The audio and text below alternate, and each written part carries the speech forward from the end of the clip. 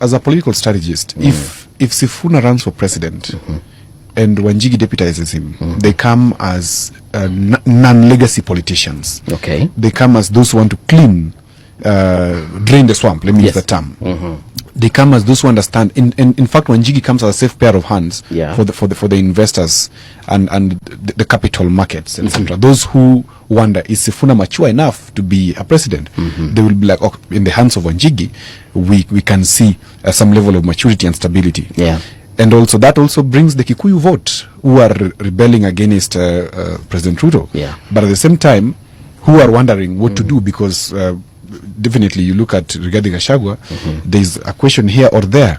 Whether he will make it or not is not very clear. But Wanjigi looks like somebody who is the example of Kikuyu success to the highest level that it can be, which is that level of economic empowerment. That's a very dangerous ticket, because again, Wanjigi has one of the best manifestos that I've ever seen. I've looked at it, and I think it's very sound for the question that we are going to face in 2027, which is the economic question. In 2027 is about a political question for me.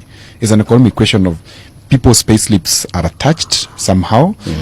People are feeling the weight of lack of money. The banks are not borrowing you money easily. Forget even borrowing money. People are hungry. People are hungry. Yes. There is so much that is happening, which somebody that formulates a proper narrative in 2027 about the economy then will easily topple the current regime.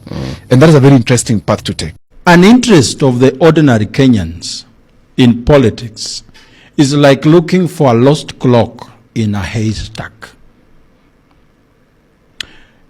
When you are unaitafuta na nguvu, hutaipata. Okay. You pay attention. If it's a functional clock, you will hear the hand of the clock doing k, k, k. Then it will direct you where it is. Just paying attention.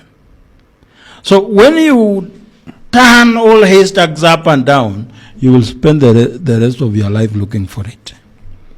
Because even if it falls down, you can't hear it, because so many things are falling. Hay is falling all over the place. Yes, attention. Kenyans, please, attention. What should they attend to? That's why I'm asking this question. What are you looking for? Who represents what you're looking for? There's a gentleman who has asked a question. How does Safina now resolve this problem? Okay. We are saying that when we get into government, as Safina government, we are aware of the problem we are coming to solve. And the problem is debt. And we are aware that most of this debt is fake. That people are pocketing money and they are telling us we are paying debt. So what do? You say all debt payment. Stop. Tulikuwa tunalipa Eurobond kesho, hakuna. Kwanza, vile tu nilikuwa nakwambia, hii deni tunalipa ilichukuliwa lini? Swali ya kwanza. Yes. 19th April 2019. Okay, good. For what? For building Thwake Dam. Okay, good. How much? 219 billion. All right. Who was minister? Who are the signatories representing Kenya's government? Because they must be there. Okay, good. Now we have the debt. The vote head now, we have looked at one. Now we come to the ground to look at the money now. It's not there. Then we go to the Constitution. Was the borrowing followed by the Constitution? It was not. Sometimes you go to our appropriations budget, the debt that we are paying is not in our books. It's not in our books. It's not in our books. Yes. So even the person that is paying them, where are they getting them from? He's not paying. He's pocketing it. You don't understand. No one is being paid. So don't blame the person paying for paying a wrong person. No, he's paying no one, he's pocketing the money and sharing among the officials of government. Nilikuuliza swali, kama tunalipa 2.1 trillion na tumechanga 2.5 trillion, tumewachwa na 400 billion, counties peke yake, hii pesa haitoshi. Hao watu wanatoa pesa wapi? Nelson Koech alitoa wapi pesa ya kutembea nayo hivi bunda 3 za milioni in a stadium? Alitoa wapi? If we are using all the money we have to pay debt, where is he getting the money? Nani? Oscar Sudi. Pesa anapima nayo kwa weighing scale. Alitoa wapi? If we are losing all money to debt, then how is he getting all this money? Like the answer is just in front of us.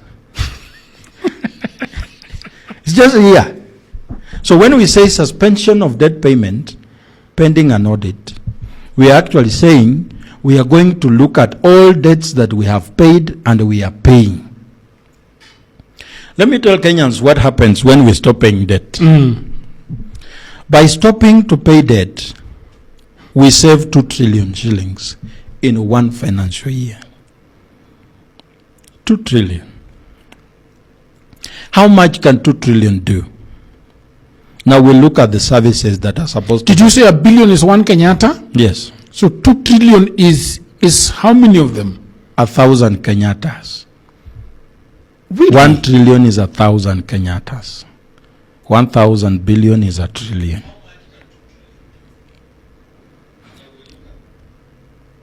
How much can it do? So now, we look at we have 2 trillion that we have saved because we are now not paying fake debt, which means that Kenyans, corrupt Kenyans, have stopped pocketing money contributed by Kenyans as debt.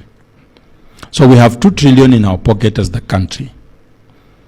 Then, how much does education need for one whole financial year? 195 billion. When you have 195 billion, you can provide free education. And say, children, they can go to school. Schools that have no classrooms can be built. Books can be provided in schools. It's not the first time. When I was in school, kitabu ilikuwa ikijaa, you go to the teacher with a filled up book. Yule Kibaki. Yes. Unamwambia mwalimu, kitabu yangu imejaa. Anakuambia imejaa, yes. He goes through the book, there's a paper punch. He punches kona hii na kona hii, which means you cannot use that book again. Anakupatia hiyo kitabu imepigwa punch na mpya. Kama umekuja na 200 page A4, unapewa 200 page A4 provided by government. You get it? That cost of provision of books in school is now on a parent. Because if we roll back the time, Yes. and we find out that somebody is actually pocketing $1 billion, Yes. it means that they have pocketed the entire free education plus for 7 years. Yes. So, For 7 years. what is making Kenyans poor? Because I started by saying Kenyans are not poor because they are lazy. They are poor because someone has decided that they be poor. How are you poor? Because most of the money you get, you pay now your school fees. The rest, ingine, you pay medical health, hospitali. Today, I was coming from a hospital very early in the morning. My mom is sick. So, kitu kidogo na naitishwa 4,000. Sindano. Sindano, sijui dawa. Alafu kuna dawa ingine nimeandikiwa nitanunua nje, hawana. So hiyo 4,000 is not enough. There is another money that I will have to use to buy your dawa kwa chemist. Ukienda kwa hiyo chemist, upeleke prescription ya daktari, unaambiwa hii dawa ndo apone ni 2,500. There is a Kenyan in this country who needs 11,000 every week to go to hospital. Even if you are earning 200,000. You cannot live a comfortable life. So, how does government bring reprieve to such a person? By taking over the cost of health and the cost of education. Remember, we have saved how much? 2 trillion. So we can provide free education and free health care for free. You don't pay a shilling. Chukua kura. Chukua kura. It doesn't matter. I know some people have that assumption, oh, a president atachukua already. Chukua kura. Kumbuka, the people who were killed were caused by our MPs. The reason why I'm insisting on kura, all this list is MPs. MPs, peke. These are the people who made youth literally be killed in 2024 and finance. Leadership starts from your MCA, your MP, your governor, your senator. So please, for the love of God, chukueni kura. Hizi ndo nguruwe zenye tunataka kutoa kwa serikali. Vijana waliuawa. And these are the same people who are passing weird bills. Like, they're passing weird bills to an extent we don't even understand. These are the same people being bought by the president. So if you are going to vote for people who can't be bought, but either way, everyone has a price. But please, we have to vote for watu wenye wako na utu. Kwa sababu, I swear, tuchukueni kura, guy. Tuchukueni kura. These people are going to come back to you and lie again and again and again. Kuleni pesa, but please don't vote for them. Don't vote for them. Sasa tumechoka na Ruto. Yaani tumechoka. Motherfucker. Kama ni Ruto tutaki president wake bana. Hakuna kazi.